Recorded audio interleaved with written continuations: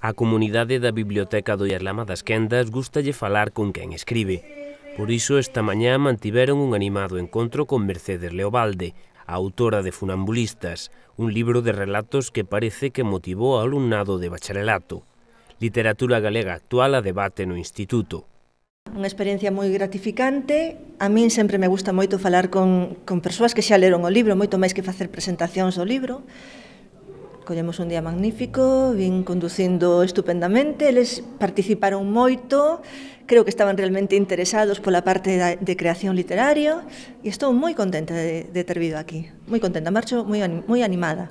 Preguntaron, bueno, supoño que é unha lectura recente porque lembraban moi ben detalles de cada un dos relatos.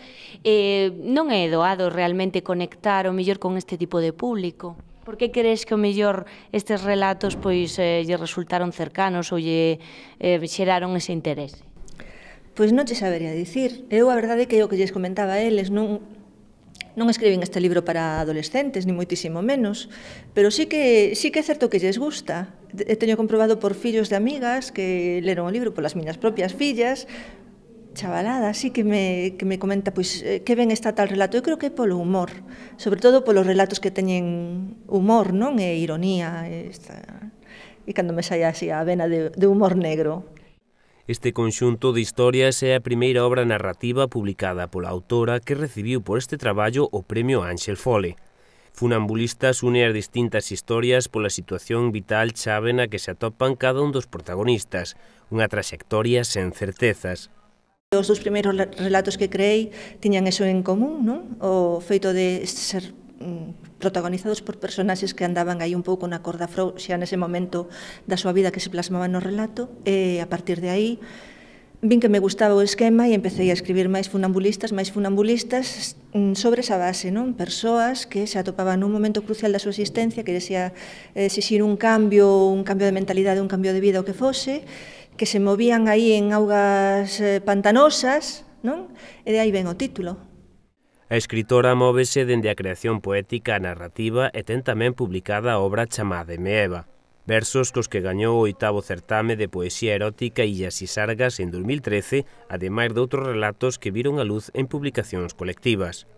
Non se dedica profesionalmente á escritura, pero xa ten prácticamente lista a súa vindeira publicación, unha novela. Como lectora, quixemos coñecer a súa opinión sobre a saúde da literatura galega actual e tamén sobre a súa acollida entre o público. Creo que a literatura galega goza de moi boa saúde, moi boa saúde, que hai teatro, novela, relatos e, sobre todo, poesía dunha calidade excepcional, recoñecido ademais fora daqui, na península, se les gustaría ter no resto da península os poetas e as poetas que temos aquí. E outra cousa é que iso chegue ao público, porque aínda estamos, tristemente, primeiro que a xente lê cada vez menos, e despois a xente ten moitos reparos para ler en galego aínda a estas alturas, non?